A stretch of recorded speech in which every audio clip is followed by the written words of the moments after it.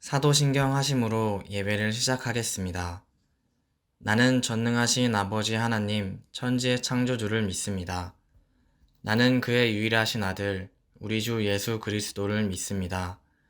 그는 성령으로 잉태되어 동정녀 마리아에게서 나시고 본디오 빌라도에게 고난을 받아 십자가에 못 박혀 죽으시고 장사된 지 사흘 만에 죽은 자 가운데서 다시 살아나셨으며 하늘에 오르시어 전능하신 아버지 하나님 우편에 앉아 계시다가 거기로부터 살아있는 자와 죽은 자를 심판하러 오십니다.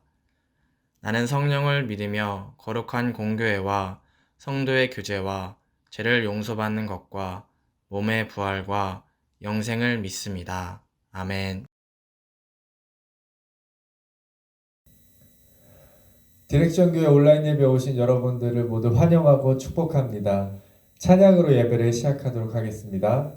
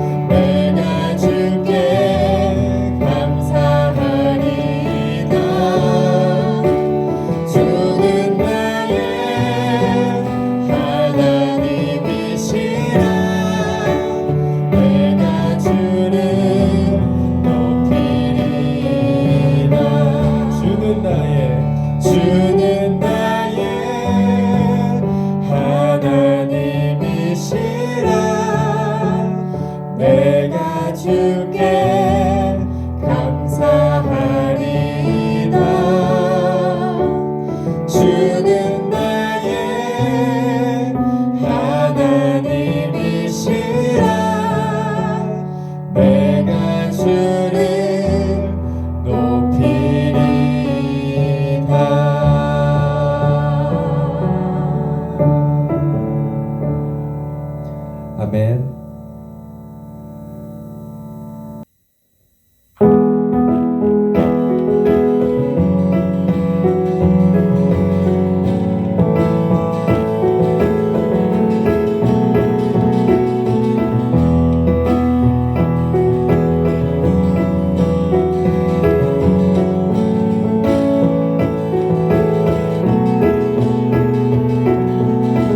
나를 향한 주의 사랑 산과 바다에 넘치니 내 마음 열 때 주님 나에게 참 자유 주셨네.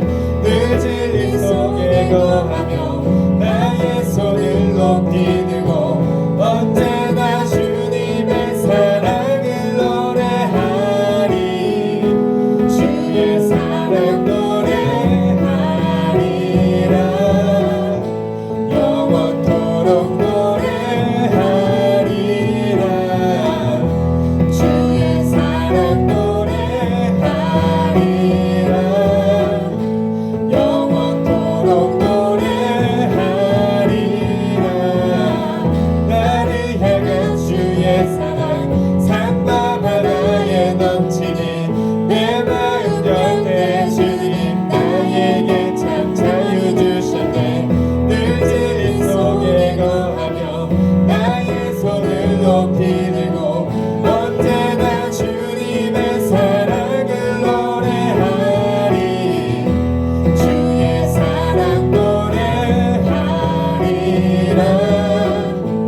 영원토록 노래하리라. 주의 사랑 노래하리라. 영원토록 노래하리라. 내가 춤을 출 때 다 비웃겠지만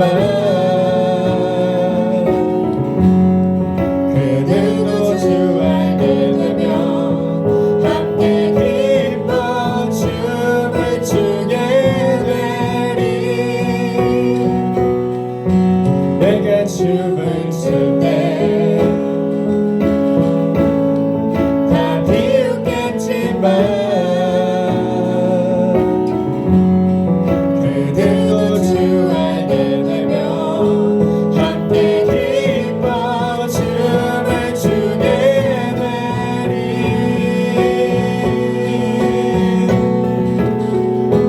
주의 사랑 노래하리라. 영원토록 노래하리라. 주의 사랑 노래하리라. 영원토록 노래하리라. 주의 사랑 주의 사랑 노래하리라. 영원토록 노래하리라. 주의 사랑 노래하리라. 영원토록 노래하리. 주의 사랑 노래하리라. 영원토록 노래하리라. 주의 사랑 노래하리라. 영원토록 노래하리라.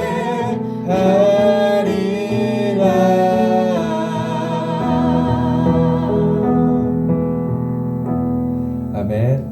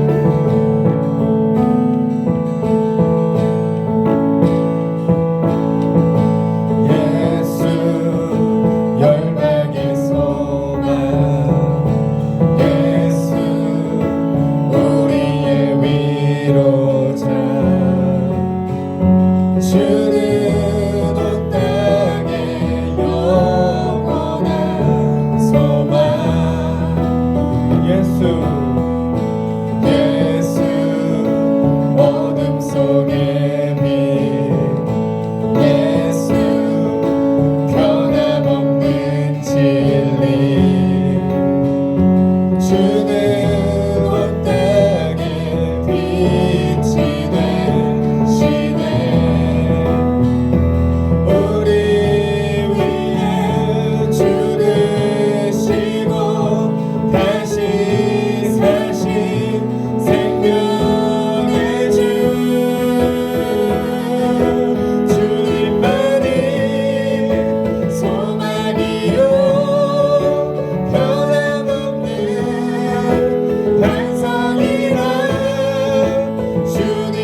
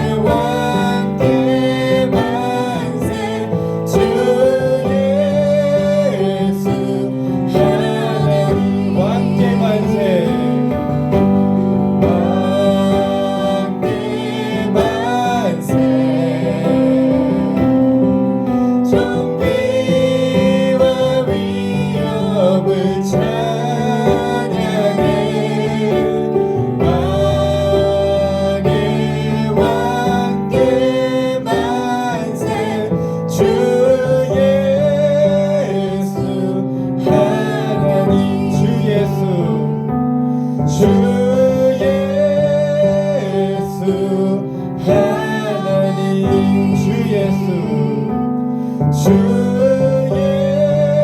예수 하나님.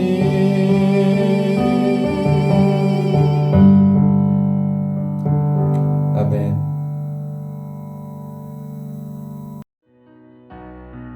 말씀이 살아있는 디렉션 교회 소식입니다. 디렉션 교회는 오직 하나님 말씀의 방향을 향하여 모두가 함께 걸어갑니다. 말씀이 우리의 삶의 뉴노멀이 되도록 최선을 다하는 교회입니다. 디렉션 교회 주일 예배에 참여하신 분들을 주님의 이름으로 환영하고 축복합니다. 주정부 방침에 따라 코비드-19의 상황이 호전되기 전까지 주일 예배는 계속해서 온라인 예배로 진행됩니다.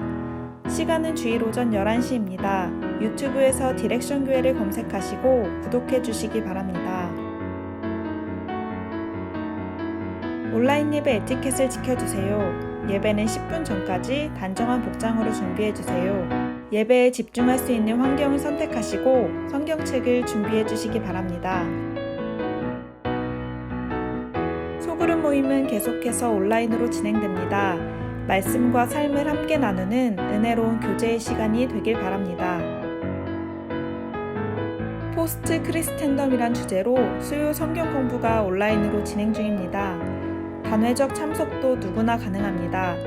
교회의 영향력이 상실된 사회 속에서 참된 교회와 그리스도인이 되기를 소망합니다. 헌금은 이 트랜스퍼를 통해 하시길 바랍니다. 이메일 주소는 churchdirection@gmail.com입니다. 코로나 바이러스의 확산 방지를 위해 안전수칙을 잘 지켜주시며 계속해서 기도하시기 바랍니다. 하나님의 위로하심과 보호하심이 모든 성도들 가운데 함께 하시길 기도합니다. 감사합니다.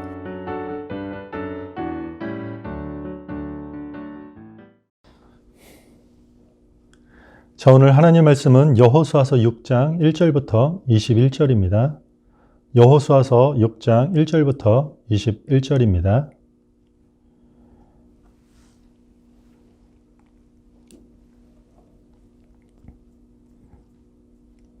자, 우리 한 목소리로 함께 읽겠습니다.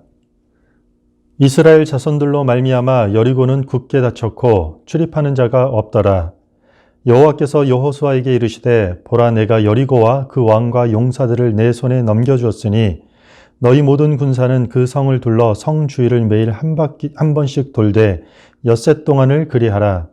제사장 7은 7 양각 나팔을 잡고 언약궤 앞에서 나아갈 것이요 7째 날에는 그 성을 7번 돌며 그 제사장들은 나팔을 불 것이며 제사장들이 양각 나팔을 길게 불어 그 나팔 소리가 너희에게 들릴 때에는 백성은 다 큰 소리로 외쳐 부를 것이라.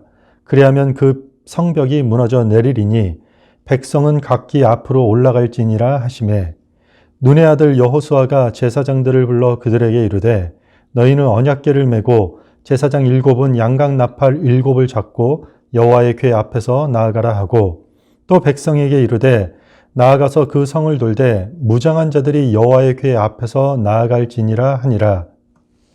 여호수아가 백성에게 이르기를 마침에 제사장 7은 양각 나팔 7을 잡고 여호와 앞에서 나아가며 나팔을 불고 여호와의 언약궤는 그 뒤를 따르며 그 무장한 자들은 나팔 부는 제사장들 앞에서 행진하며 후군은 궤 뒤를 따르고 제사장들은 나팔 불며 행진하더라. 여호수아가 백성에게 명령하여 이르되 너는 외치지 말며 너희 음성을 들리게 하지 말며 너희 입에서 아무 말도 내지 말라. 그리하다가 내가 너희에게 명령하여 외치라 하는 날에 외칠지니라 하고 여호와의 궤가 그 성을 한 번 돌게 하고 그들이 진영으로 들어와서 진영에서 자니라. 또 여호수아가 아침에 일찍 일어나니 제사장들이 여호와의 궤를 메고 제사장 7은 양각 나팔 7을 잡고 여호와의 궤 앞에서 계속 진행하며 나팔을 불고 무장한 자들은 그 앞에서 행진하며 후군은 여호와의 궤 뒤를 따르고 제사장들은 나팔을 불며 행진하니라. 그 둘째 날에도 그 성을 한 번 돌고 진영으로 돌아오니라. 엿새 동안을 이같이 행하니라. 7째 날 새벽에 그들이 일찍이 일어나서 전과 같은 방식으로 그 성을 7번 도니 그 성을 7번 돌기는 그날뿐이었더라. 7번째 제사장들이 나팔을 불 때 여호수아가 백성에게 이르되 외치라 여호와께서 너희에게 이 성을 주셨느니라. 이 성과 그 가운데 있는 모든 것은 여호와께 온전히 바치되 기생 라합과 그 집에 동거하는 자는 모두 살려주라. 이는 우리가 보낸 사자들을 그가 숨겨 주었음이니라.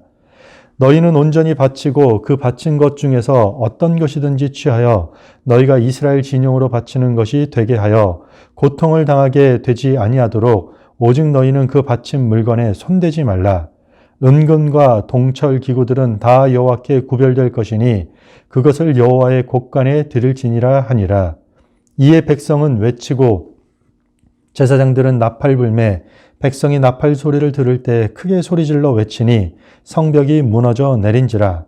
백성이 각기 앞으로 나아가 그 성에 들어가서 그 성을 점령하고 그 성 안에 있는 모든 것을 온전히 바치되 남녀노소와 소와 양과 나귀를 칼날로 멸하니라. 아멘.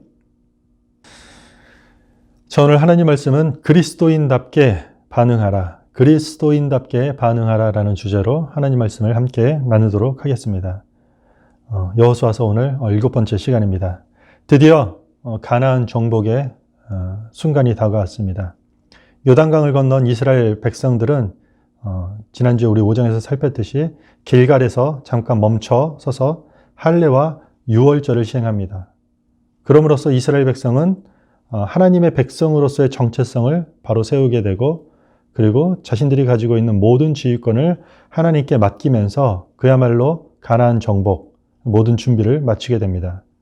요단을 건넌 후 가장 먼저 점령해야 되는, 정복해야 되는 성은 바로 여리고성입니다. 오늘 본문에 나오는 여리고성입니다.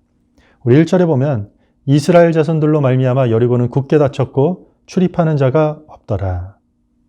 뭐라고요? 여리고성이 이제는 굳게 닫혀 있고 출입하는 자가 없다라는 것이에요. 여리고 성도 이제 이스라엘의 공격에 대비해서 철저하게 성문을 걸어 잠그고 있는 모습이에요. 지난번에 한번 설명하였듯이 여리고 성은 크게 이게 외벽과 내벽, 그러니까 이중벽으로 되어 있어요. 외벽의 두께가 한 2m 정도 되고 높이만 해도 한 12m 정도 돼요. 그리고 안에 있는 이 내벽은 두께가 한 4m 되고 높이는 한 14m나 돼요. 그러니까 이 가뜩이나 이렇게 경사진 높은 곳에 지어져 있는 성이어서 이거 웬만한 군사력으로는 점령할 수 없는 힘든 난공불락의 성인 것이에요. 그리고 게다가 지금 시즌이 어떤 시즌이죠? 추수가 막 맞춰진 시기예요. 추수가 막 끝난 시기였기 때문에 성 안에는 당연히 충분한 양식이 비축되어 있을 것이에요. 그러니까 그 성을 꽁꽁 걸어 잠그고 오랫동안 버틸 수 있는 그런 식량도 되고 비축되어 있는 그런 상황인 것이에요. 점령해야 될 이 여리고 성이 굳게 닫힌 성문을 보면 아마도 고요하지만 뭔가 긴장감을 늦출 수 없는 마치 폭풍전야와 같은 그런 모습이 연출되고 있어요. 이때 하나님께서 여호수아에게 이 전쟁의 결과를 미리 알려주셔요. 우리가 읽었던 2절에 보면 여호와께서 여호수아에게 이르시되 보라 내가 여리고와 그 왕과 용사들을 내 손에 넘겨주었으니 아직 전쟁 시작도 안 했는데 뭐라고요? 넘겨주었으니 과거 완료로 표현하고 있어요. 이미 이긴 것이라고 말씀하고 있어요. 성경에 보면 이런 표현들이 되게 많아요. 이미 주었다고. 우리가 보았던 그 여호수아 1장 3절에 보면은 발바닥으로 밟는 모든 땅을 너희에게 주었다라고 과거 완료를 사용해요. 이미 주셨다라고 얘기해요. 이유가 뭘까요? 이스라엘이 가나안 승리를 맛볼 텐데 그 승리가 그들의 군사력이나 아니면 그들의 용기에 기인된 것이 아니라는 것을 알려주기 위함인 것이에요. 하나님이 주시는 승리이기 때문에 이미 주신 것처럼 반응해야 된다라고 이야기하는 것이에요. 아직 시작하지 않았지만. 그리스도인은요, 우리에게 주신 말씀, 이미 이루어진 것처럼 사는 사람들이에요. 하나님 말씀을 우리가 받았다고 이야기하잖아요. 우리가 들고 있는 하나님의 말씀은 이미 이루어진 것처럼 우리가 그것에 대해서 믿고 실천하면서 사는 것이 그리스도인의 삶의 첫째된 목적 중에 하나예요. 십자가와 부활을 통해 모든 것을 이루신 그리스도의 복음, 그것 붙들고 이미 다 이루신 것처럼 반응하는 사람들을 우리는 그리스도인이라고 얘기하는 것이에요. 그게 그리스도인이에요. 여러분들 그 한국의 기독교 최초의 순교자 토마스 선교사 이야기 아십니까? 성경을 들고 성경을 전하기 위해 대동강으로 복음을 전하러 조선에 들어왔던 선교사예요. 그런데 그의 이야기가 어떻죠? 제대로 된 선교 활동 하나도 못 해보고 죽게 되죠. 자기를 죽이려는 병사에게 성경책 건네고 그리고 그 자리에서 그냥 참수당해요. 오랫동안 준비했던 조선의 복음을 향한 선교의 열정, 아무것도 하지 못하고 그냥 그 자리에서 죽었어요. 개죽음일까요? 그런데 그를 죽인 병사가 성경을 읽게 되고 예수를 믿게 돼요. 그리고 토마스 선교사를 통해서 성경을 건네받았던 또 다른 어떤 사람은 종이가 귀했던 시절에 자신의 방에 벽지같이 도배하기 시작해요. 그리고 아침에 일어날 때마다 왔다 갔다 할 때마다 그 성경을 보게 되고 하나님을 만나게 되는 것이요. 그리고 그 집이 훗날 우리가 잘 아는 평양 대부흥의 시초가 되었던 장대현 교회의 자리가 되는 것이요.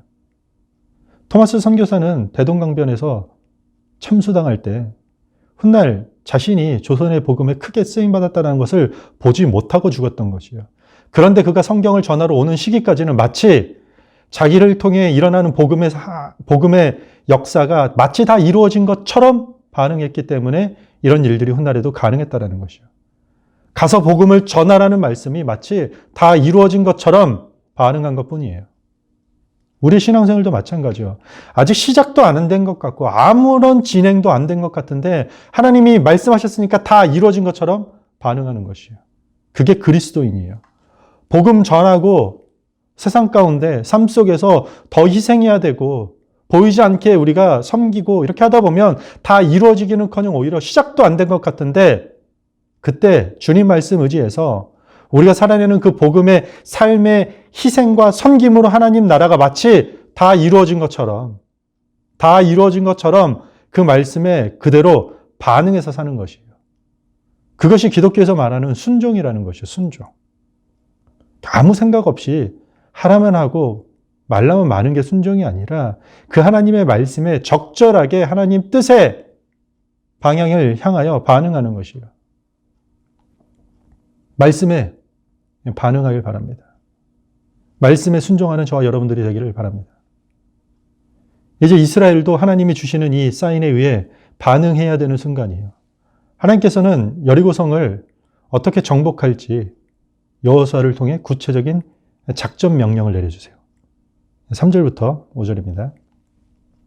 우리 화면을 보시고 우리 한 목소리로 같이 읽겠습니다. 시작. 너희 모든 군사는 그 성을 둘러 성 주위를 매일 한 번씩 돌되 엿새 동안을 그리하라. 제사장 7은 7 양각 나팔을 잡고 언약궤 앞에서 나아갈 것이요. 7째 날에는 그 성을 7번 돌며 그 제사장들은 나팔을 불 것이며 제사장들이 양각 나팔을 길게 불어 그 나팔 소리가 너희에게 들릴 때에는 백성은 다 큰 소리로 외쳐 부를 것이라. 그리하면 그 성벽이 무너져 내리리니 백성은 각기 앞으로 올라갈지니라 하시매. 아멘. 이스라엘 백성들은 이제 길갈에서 하나님의 백성으로서 정체성도 세우고 모든 지휘권을 신발을 벗음을 통해서 하나님께 다 양도했어요. 순종하면 돼요. 하나님께 즉각적으로 반응하면 되는 것이에요. 그런데 하나님께서 주시는 사인에 반응해야 되는데 지금 이 작전 명령이라고 주신 게 무슨 작전이 이럴까요? 보통 작전이라면 이래야 되지 않을까요? 성의 약한 부분을 어떻게 공격할 것인가? 아니면 어떤 효과적인 전투 대회를 만들어서 어떻게 공격해야지에 대한 이야기를 해야 되는 것인데 전혀 다른 이야기래요. 어쩜 적절한 반응하기 어려운 사인, 적절하게 반응하기 애매한 명령, 전략이 떨어진 것이에요. 무장한 병사들이 앞에 서고 7명의 제사장들이 나팔을 부는 것이에요. 그리고 그 뒤에 언약궤를 맨 제사장들이 따라요. 그리고 나머지 군대들이 병력들이 그 뒤를 따르는 것이에요. 그리고 그렇게 행렬을 만들어가지고 여리고성을 하루에 한 바퀴씩 돌면서 6일 동안 돌아요. 6일 동안 하루에 한 바퀴만 돌고 돌아와가지고 어떻게 해요? 진영으로 돌아가서 그냥 자는 것이에요. 그리고 마지막 7째 되는 날은 한 바퀴가 아니라 7바퀴를 도는 것이에요. 그리고 마지막 7바퀴를 돌 때 제사장들이 나팔을 길게 불면 여호수아의 지시에 따라서 백성들이 함성을 지르는 것이죠. 함성. 그러면 성이 무너질 것이다. 무슨 전략이 이렇습니까? 전쟁에. 사실상 전쟁이나 전투 전략이라고 할 수 없어요. 어쩜. 우리는 신앙생활하면서 하나님께 우리의 현재 상황에 아주 적합한 구체적인 지침을 알려달라고 할 때가 참 많아요. 좀 지나치게 말하면 육과 원칙에 의해서 하나님께 묻고 알기를 구할 때가 많아요. 왜냐하면 그래야지 우리가 하나님께 명확하게 반응하기가 쉽기 때문에 그래요. 언제, 어떻게, 어디서, 무엇을 왜 해야 됩니까? 라고 시시때때로 하나님이 알려주기를 원한다라는 것이요. 만약에 내일 어떤 A라는 회사에서 직원 채용을 하고 있으니까 거기에 입사원서를 이러이러한 내용으로 써서 인터뷰할 때 물어볼 때 이렇게 대답해라 라고 말하면 얼마나 반응하기 쉬울까요? 남편 바람잡기 위해 1,500만 원짜리 굿을 벌리면 해결될 것이다. 효과가 있을 것이다. 얼마나? 1,500만 원 너무 큰 돈이긴 하지만 어찌됐건 명확하게 우리가 반응할 수 있다는 것이죠. 이단이나 사이비 종교에 빠지는 이유 중 하나가 우리가 쉽게 반응하도록 뭔가를 제시해 주기 때문인 것이죠. 그런데 하나님의 관심사는 우리가 어떤 구체적인 지침을 아는 것에 대해 별 관심이 없어요. 그런 걸 묻는 것에 대해 있어서 하나님은 별 관심이 없어요. 하나님의 관심사는 이스라엘이 방금 전에 할례를 행하면서 유월절을 지킴으로써 그들의 정체성이 지금 세워져 있다면 그 신앙의 정체성이 할례하는 순간이나 유월절을 기념하는 그때만 일시적으로 상기되기 원하님이 아니라는 것이에요. 여리고성을 지금 정복해야 되는, 전투해야 되는 실전 상황에서도 나팔을 불면서 법궤를 중심으로 7일 동안 성을 돌아야 한다라는 그 어쩜 말도 안 되는 전술이라 할지라도 신을 벗어서 모든 지휘권을 하나님께 넘겨드렸다라면 그 실전 상황에서, 적을 눈앞에 둔 상황에서, 여리고성 가장 가까이 들어간 상황에서 할지라도 하나님과 더 바르고 친밀한 관계 속에 있는 것에 더욱더 관심을 갖고 계신다는 사실이에요. 하나님은 우리에게 할례할 때나 유월절을 기념하는 그런 시간에만 하나님의 정체성을 세우는 것이 아니라 실제 전투 현장 가운데서 하나님이 말도 안 되는 전술을 내렸다 할지라도 거기에 순종하면서 하나님 앞에 반응하기를 원한다는 것이죠. 우리는 어떤가요? 예배하는 순간만, 찬양하는 순간에만 교회 사람들끼리 모인 자리에서만 그리스도인인가요? 아니면 예배가 끝난 후 우리의 삶의 터전으로 들어가서도 하나님의 백성으로서의 정체성을 실현해내고 있는 그런 그리스도인인가요? 우리는 우리가 쉽게 반응할 수 있는 것에 대해서만 반응해요. 참 그런 존재예요. 기도 제목 줘, 나누자. 성경 통독하자라는 말에는 우리는 쉽게 반응하지만 아무도 알아주지 않는 어려운 이웃을 돕고 섬기라는 말에는 돌아가서 반응하지 못해요. 밤새 기도하면서 하나님 무엇을 어떻게 해야 되냐라는 물음보다는 우리가 익숙하게 알고 있는, 어려서부터 아니면 교회를 한 달만 다녀도 알고 있는 당연히 해야 되는 일들부터 허락된 삶 속에서 순종해 나가는 것이에요. 하나님은 그걸 원하세요. 하나님에게 여리고 정복하는 것 별 문제가 아니에요. 이스라엘이 길갈에서 회복되었던 그 하나님의 신뢰가 전투 상황에서도 그대로 드러나길 원하는 것이에요. 이게 무슨 전쟁이에요. 이게 무슨 전술이에요.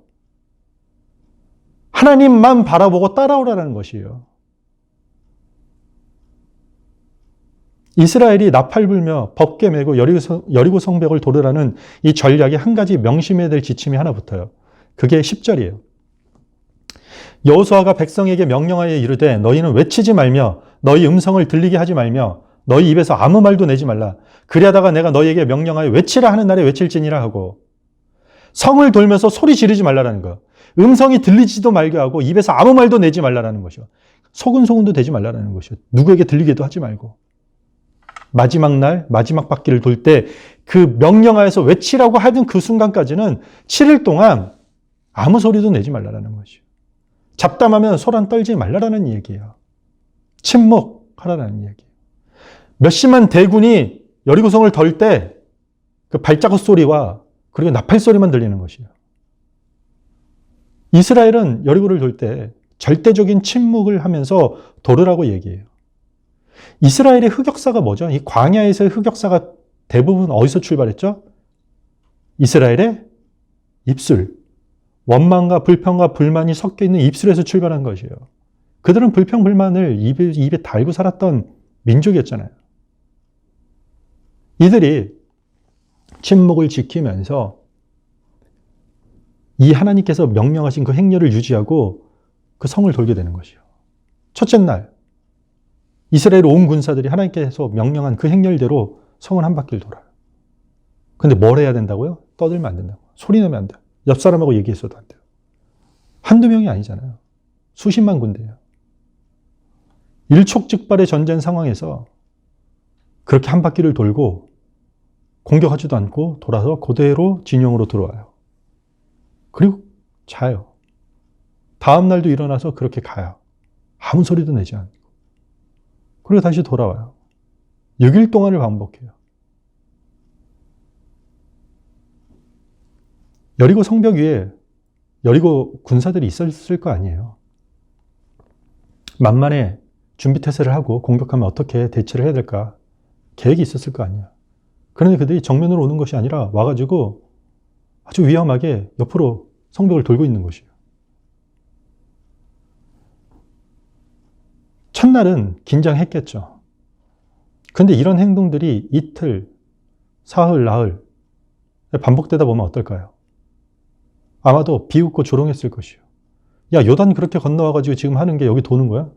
만약에 첫째 날 돌 때 돌이 하나씩 무너지고 둘째 날 되면은 벽에 금이 가고 셋째 날 되니까 뭐 동쪽 성벽이 무너졌다 뭐 이렇게 하나씩 전조가 보였다라면 몰랐을 거죠. 하루가 지나고 이틀이 지나고 3일이 지나고 한 바퀴 돌고 들어가서 자고 있는 것이요. 분명히 이런 행동들을 보고 여리고에서 조롱했을 것이요. 성벽 밑으로 도는 백성들을 향해서 비웃고 조롱했을 것이요. 교회는 세상의 공격에 대해 반응하는 곳이 아니에요. 교회는 세상이 욕하면 우리도 똑같이 그들을 욕하고 세상이 크고 화려한 것들을 선호하면 우리도 크고 화려한 것을 복음이라고 반응하는 곳이 아니에요. 교회는 세상을 사랑하고 섬기는 미션을 가지고 있지만 세상에 대해서 동일하게 반응하는 공동체는 아니에요. 우리는 하나님의 말씀에 대해서만 반응할 뿐이에요. 6일 동안 돌면서 높고 견고한 여리고 성 보면서 어땠을까요? 아까 설명했죠. 그냥 보통 성이 아니에요. 당시에 문화에 의하면 가장 오래된 BC 한 8,000년, 9,000년부터 사람이 살기 시작한 아주 견고한 성이에요. 당시 아주 큰 성은 아니지만 중규모의 아주 견고한 성으로 유명했다라니까요. 그 견고한 성벽을 보면서 돌면서 무슨 생각이 들었겠어요? 무슨 철기 무기도 발달하지 못했어요, 그들은. 그런데 어떻게 대포를 쏴도 뚫을 수 없는 그런 성벽을 어떻게 그들이 할 수 있을까? 그들을 향한 적들의 조롱도 있지 않았을까요? 그래서 이스라엘에게 필요한 게 이 침묵의 행렬을 통해서 하나님 말씀에만 반응하도록 명령하신 것이요. 아무 소동도 일어나지 않게. 하나님의 임재를 상징하는 언약궤라고 얘기했죠. 이 언약궤, 법궤라는 단어가 오늘 여호수아서 6장에 10번이나 등장해요. 뭘 말하고 싶을까요? 요단을 건널 때도 그렇고 여리고 성을 돌 때도 그렇고요. 승리의 원동력은 하나님의 언약궤라는 것이요. 하나님의 임재가 이 승리의 원동력이라는 뜻이에요. 왜냐하면 여리고는 하나님께서 무너뜨리기 때문인 것이요. 이스라엘 백성들 묵묵히 6일 동안 성을 돌아요. 마지막 7일째가 되었어요. 성경의 7이라는 숫자는 이 완전성을 상징해요. 완전성. 마지막 7바퀴까지 역시 침묵으로 7바퀴 성을 다 돌아요. 그리고 마지막 7번째 제사장들이 나팔을 불 때 여호수아가 백성들에게 함성을 지르라고 명령을 해요. 우리 20절 보면 이에 백성은 외치고 제사장들은 나팔을 불매 백성이 나팔 소리를 들을 때 크게 소리질러 외치니 성벽이 무너져 내린지라. 백성이 각기 앞으로 나아가서 그 성에서 들어가서 그 성을 점령하고. 여러분들 여러분들 이 여리고성 점령에 대한 이야기들은 많이 알고 있어요. 유명한 이야기죠. 이 이야기가 여러분들한테는 어떤 이야기가 가장 각인되어 있나요? 아마도 만약에 이 여리고 성 정복한 이야기를 영화로 만들면 이 장면이 가장 클라이맥스일 것이에요. 무너지는 장면. 그렇죠. 제작비도 여기다 가장 많이 쓸 거예요. 그런데 성경은 오늘 20절 한 귀퉁이에 이렇게만 얘기해요. 성벽이 무너져 내린지라. 이 끝이에요. 뭐 간결하고 꾸밈이 없어요. 여리고 성벽이 무너진 것에 성경 전체는 큰 관심이 없어요. 여리고 성벽이 무너진 사건은 6장 전체 안에서 핵심의 이야기지만 지면은 별로 화려하지 않아요. 하나님의 관심은 이스라엘 백성들이 말씀을 향한 반응, 순종이 관심이었던 것이에요. 여호수아는 백성에게 소리를 질러 외칠 것이라고 함께 여리고성을 철저하게 진멸하라고 명령해요. 소리를 지를 것과 함께 뭐라고요? 성을 철저하게 진멸하라고 명령을 해요. 17절부터 19절입니다. 이 성과 그 가운데에 있는 모든 것은 여호와께 온전히 바치되 기생 라합과 그 집에 동거하는 자는 모두 살려주라. 이는 우리가 보낸 사자들을 그가 숨겨주었음이니라. 너희는 온전히 바치고 그 바친 것 중에 어떤 것이든지 취하여 너희가 이스라엘 진영으로 바치는 것이 되게 하여 고통을 당하게 되지 아니하도록 오직 너희는 그 바친 물건에 손대지 말라. 은금과 동철 기구들은 다 여호와께 구별될 것이니 그것을 여호와의 곳간에 드릴지니라 하니라. 소리를 지르면 성벽이 무너질 텐데 그때 들어가서 라합과 그의 가족들을 제외한 모든 남녀노소 심지어 가축까지 다 진멸하라고 명령해요. 이게 온전히 바치다라는 말은 히브리 단어 헤렘이에요. 헤렘. 진멸하다라는 뜻이에요. 우리 읽었던 마지막 6장 21절에 보면요. 그 성 안에 있는 모든 것을 온전히 바치되 남녀노소와 소와 양과 나귀를 칼로 멸하니라. 어떤가요? 성을 7바퀴 돌 때까지는 재밌게 읽었는데 그게 무너지고 이스라엘 백성들이 들어가서 남녀노소 짐승까지 다 진멸시킨 이 장면이 어떤가요, 여러분들? 원수를 사랑하라는 예수님의 가르침과 너무 반대되는 것이라 생각이 들 수도 있어요.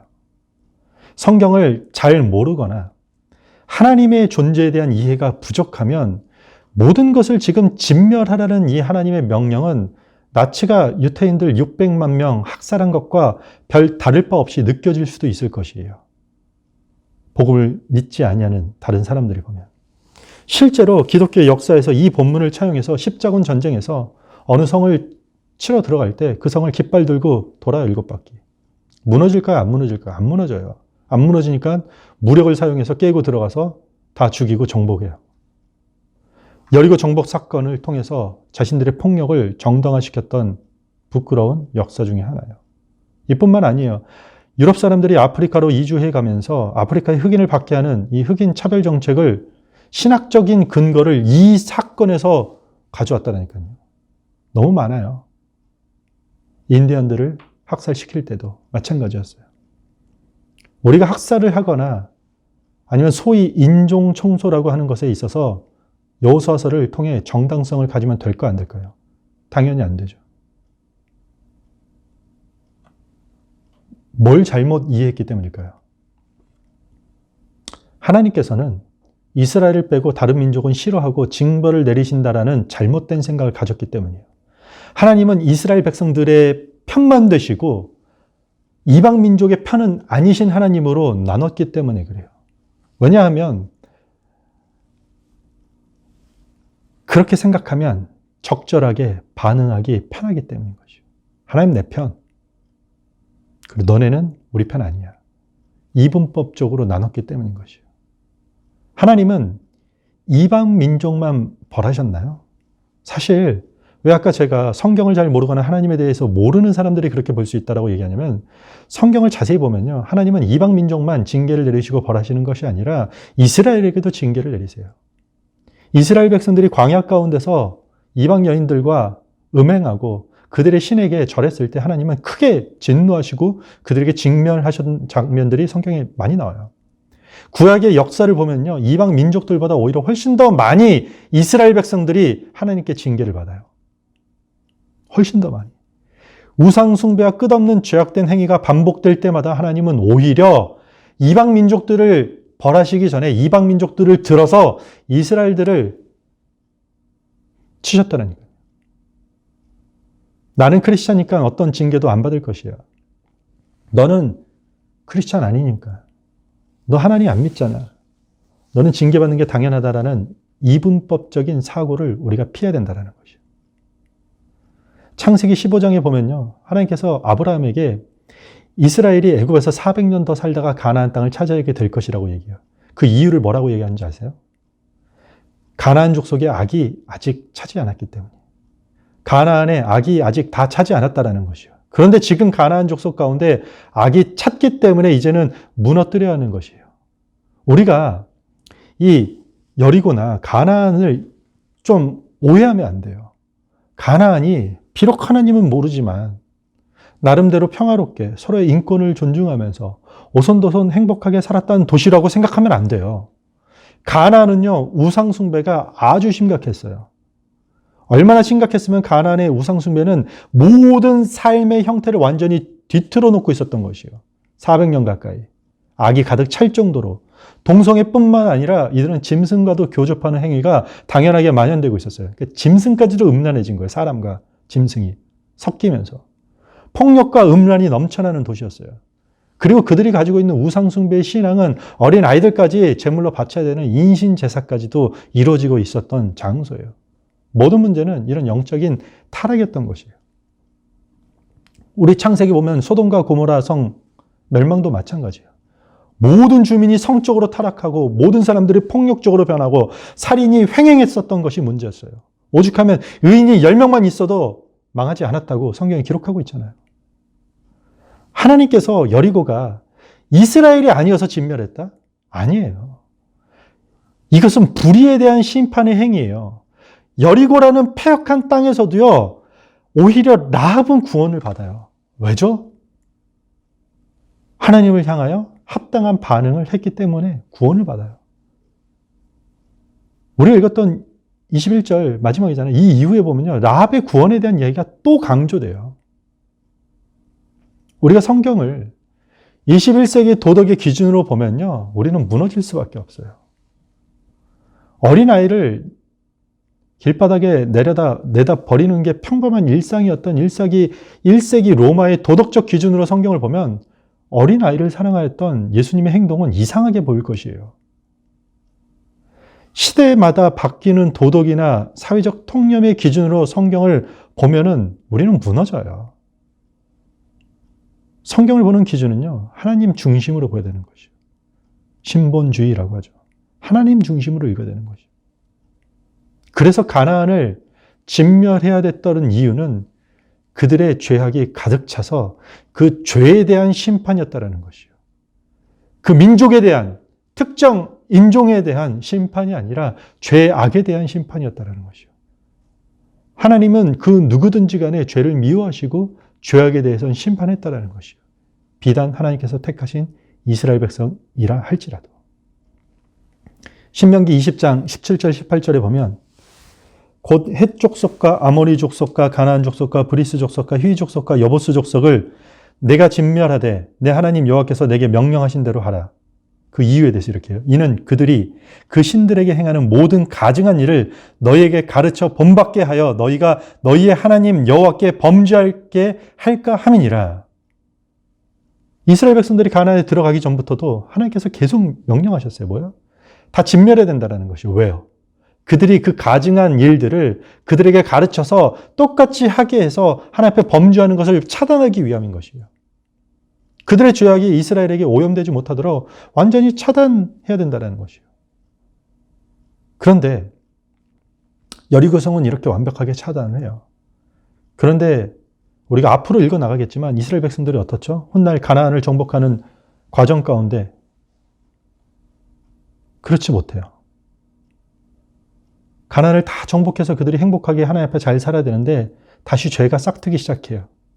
죄가 싹트는 그 자리가 어디죠?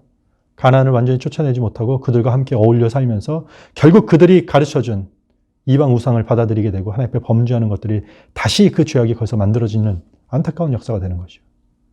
그 죄는 눈덩이처럼 불러나서 결국 이스라엘이 이방 나라를 통해 심판까지 받게 되는 안타까운 결과를 맺게 한다는 거죠. 하나님께서는 죄에 대한 심판을 하셨다는 것이에요.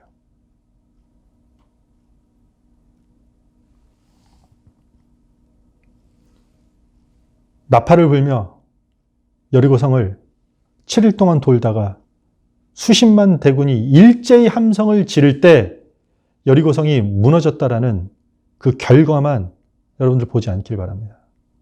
우리는 이 결과만 본다라는 것이 문제. 성경의 관심사는 사실 이 나팔을 불면서 무너진 것에 대해서 관심을 갖고 있지 않아요. 하나님은 여리고성이 무너졌다라는 것에 큰 관심을 두고 있지 않아요. 하나님의 관심은 하나님 주셨던 전략.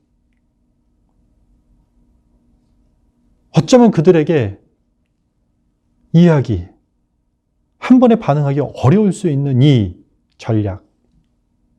이런 말씀에 대한 반응, 이스라엘 백성의 순종이 하나님의 관심이었다라는 것이죠.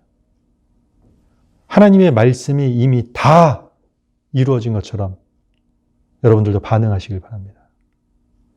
하나님께서는 여리고가 무너지는 이 마지막 순간보다 침묵으로 진행된 이 6일 동안의 과정을 더 중요시 여기기 때문입니다. 다시 예배가 끝난 후에 한번 다시 읽어보세요. 6장 1절부터 6장 전체가 무엇을 더 강조하고 싶어 하는지. 침묵으로 진행된 6일 동안의 과정. 그들이 어떻게 하나님 앞에 순종하며 어떻게 반응하는지 그 침묵으로의 과정을 더 중요시 여긴다는 것이요.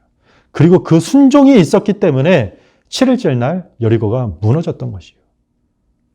한마디로 여리고 성벽은 무기에 의해서가 아니라 순종이라는 그 거룩한 반응에 의해서 무너진 것이에요. 이것을 잊지 않길 바랍니다.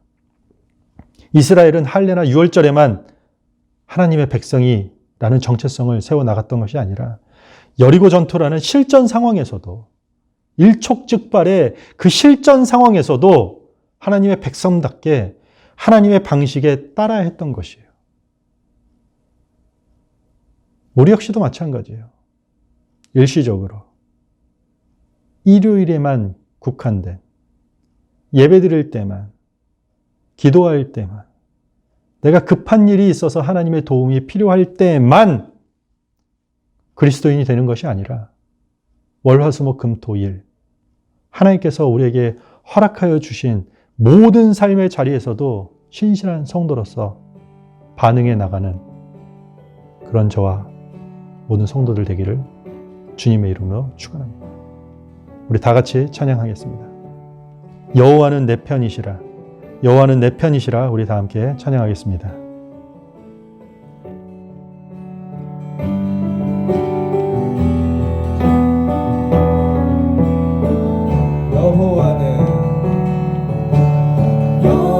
여호와는 내 편이시라. 내가 두려워하지 않네. 주는 나의 능력이시요 나의 구원이 되셨도다. 여호와는 내 편이시라. 내가 두려워하지 않네.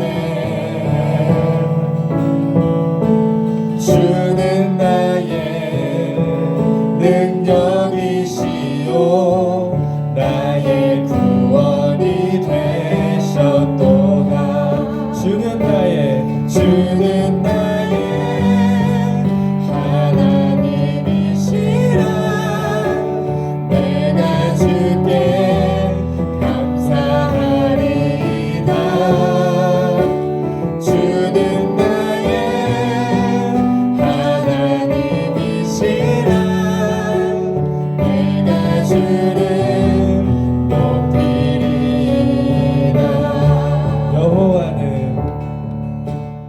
자, 우리 다 같이 화면에 보이시는 기도 제목에 따라 우리 다 함께 기도하시기 바랍니다. 하나님, 우리가 일요일, 주일날 이 예배 이후에도 말씀이 다 이루어진 것처럼 반응하며 사는 그리스도인이 되게 하여 주시옵소서.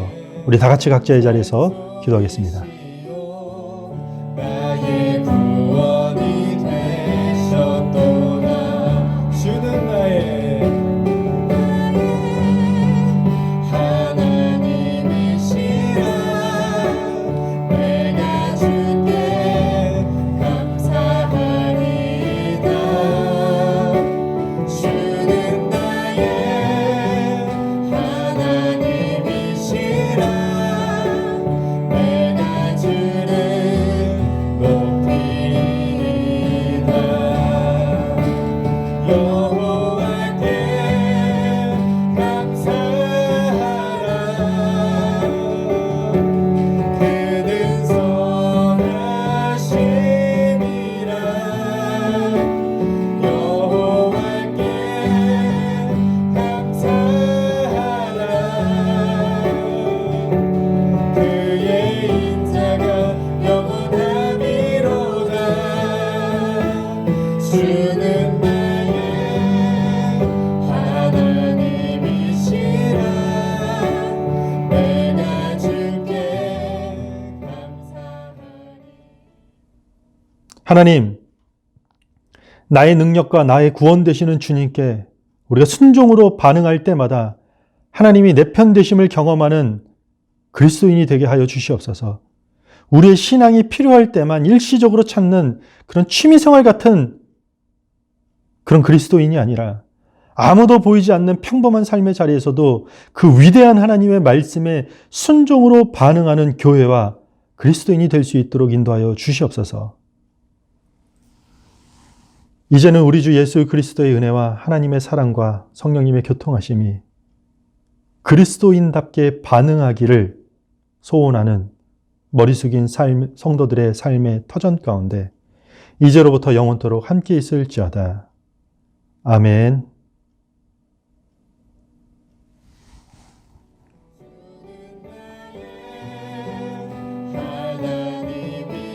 하나님이시라. 내가 주를 높이리이다. 주는 나의 하나님이시라. 내가 주께 감사하리이다. 주는 나의 하나님이시라. 내가 주를 높이리이다.